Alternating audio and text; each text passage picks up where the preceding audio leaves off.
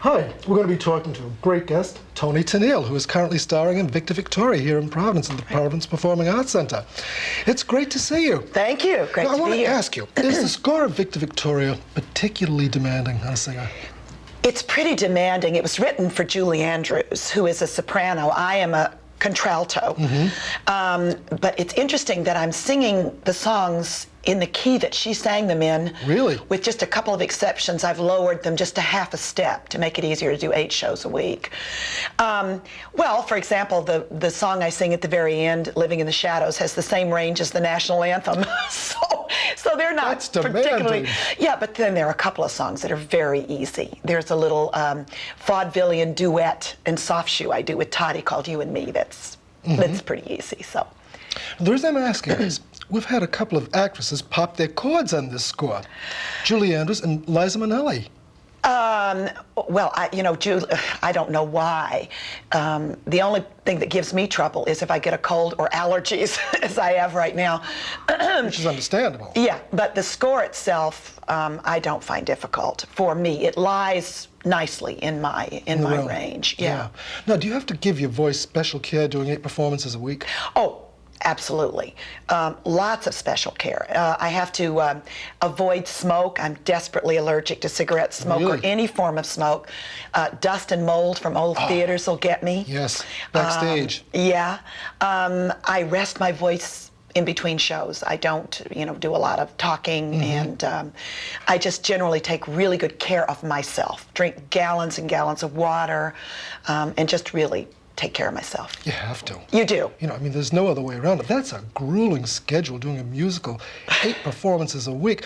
But, I think it's terrific that Victor Victoria is a traditional musical comedy. Yes. Going back to something that's fun. Fun. In this area. That's right. I've had enough Les Mis. Frankly. Well, when audiences leave this show, they usually have big smiles on their faces and feel really good, which is nice. I was thinking to myself, if I'm going to do 8 shows a week for 40 weeks, thank God I'm doing Victor Victoria instead of Sunset Boulevard. I'd probably kill myself if I had to get miserable every night like that. And that's not quite as much fun. It's good to see us getting back to musical comedy as such. Annie Get Your Gun is going into revival. I think it's going to be a big hit. I'm sure it will be, especially since they have removed some of the rather politically incorrect things that were in the original score. But even that, you have to take in the context of the time. Sure, absolutely. That has to be understood. Now, excuse me, how did you decide to do your character Southern? How did I decide to do this character? Southern. Southern, because I am Southern. Right, well, that's certainly a good reason. I was born and raised in Alabama, and Blake Edwards, Julie's husband, who wrote the score, wrote the show for her, never ever expected me to copy Julie. He wanted me to make it my own, and everything was passed by him, before we did it this way, and I was thrilled that he gave me leeway to do it my way. I can do a British accent, and I can do all that, but it's much better, I think, and more fun to do her my own way. Much more fun. Yeah. Yeah, it's a whole new slant. Yeah, and then there's 2 accents, because obviously when I'm Victor, Victor can't have an Alabama accent. That's right. Victor is from Poland. Sure. With an English education. So it's interesting that way I get 2 accents. That gets tricky. Yeah, it's a little tricky, but it's fun. Do you think maybe Victoria, with her classical training, always wanted to kind of bust out and be No kind question. of a red hot mama? No question, especially because she was born and raised in the South. Yeah. So she was there and heard and knew of this jazz music that was coming up. And when we meet her, it's 1934. I have a whole backstory for Victoria. I figure her mother was probably a classical piano teacher. Her father probably sang tenor, local opera company.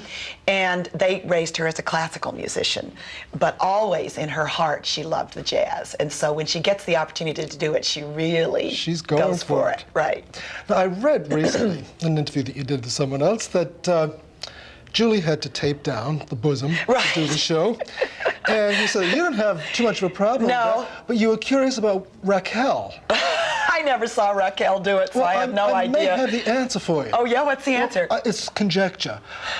I don't think they had to use shoulder pads in the costumes. Yeah? There's your answer. Oh, is that the answer? That's the answer. Think about it. I'll have to think about it because I can't imagine it. Actually, when we did the costumes, when I tried the costumes on in New York before we left, they tried that squish down thing on me, and thank God I don't have to wear it, because it was like wearing a straitjacket under your tuxedo. And tough for breathing. Tough for breathing. I don't know how Julie stood it. I really don't. Maybe that's what did it. That could be it. That's possible. That's possible. Restrict the breathing with a soprano, you got a problem. You got a problem. That's right. Speaking of singers, I want to get to your standards. Now, you've kept standards alive through the albums and CDs you've done, which are brilliant. And I think probably the single favorite number is Let's Do It for me. Oh, yeah, that's a great song. And you do all the naughty verses. All the naughty verses, right, with a great arrangement by Sammy Nestico, one of the finest arrangers that ever lived. Oh, it's terrific. I'm so glad you like that. I love everything you do, but that's my all-time favorite. It's just great. Well, I sing those standards and have been since 1984 with symphony orchestras all around the country. And that's a real pleasure of mine to go out and sing. That's something you're going to keep on doing, I hope. Oh, absolutely. Forever. Absolutely. Of course, I won't be doing any of that until I'm through with Victor Victoria. No, that would be a little too much to expect. Yeah, but after that, I will definitely go back to that. Oh, I'm glad, because, this is brilliant music, and it could disappear. You're right. You could really just go into the vapors somewhere and we'd never hear it again. Well, people like you that do it so well. There are a few of us in my generation of singers who are determined to keep it alive. Not many. We're trying. Well, Linda Ronstadt. Yeah. And Carly Simon. Yes, she does. Natalie Cole. And so we're working on it. And succeeding very, very well. I want to bring something up that you might find interesting. I read recently a biography on Cole Porter. Yeah. And they were saying that when Mary Martin did My Heart Belongs to Daddy, she did not understand the lyrics. Oh, she didn't? I mean, come on. She was a married woman. She already had a child. She didn't understand My Heart Belongs to Daddy.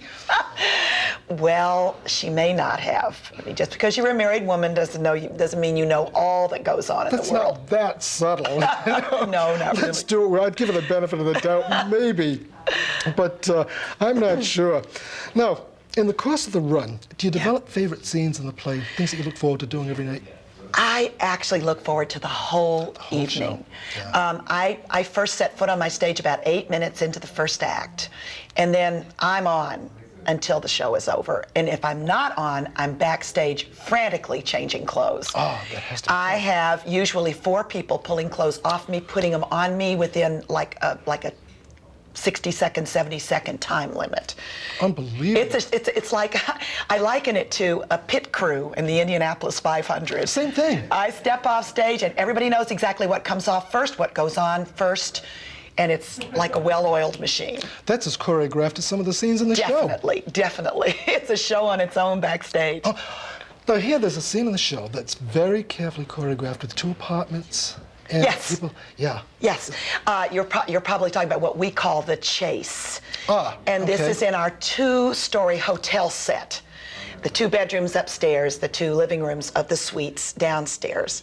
And all the characters in and out, doors slamming, things happening, people jumping under beds, and it's all timed and choreographed, and it's very, very technically difficult to do. Oh, I heard that it was very, very precise. And very precise, it has to be. Oh, yes. That's a lot of fun. We call it the chase. The chase. The chase, okay. right. And that's in Act 2. Act 2. Yeah. That's something I'll look for.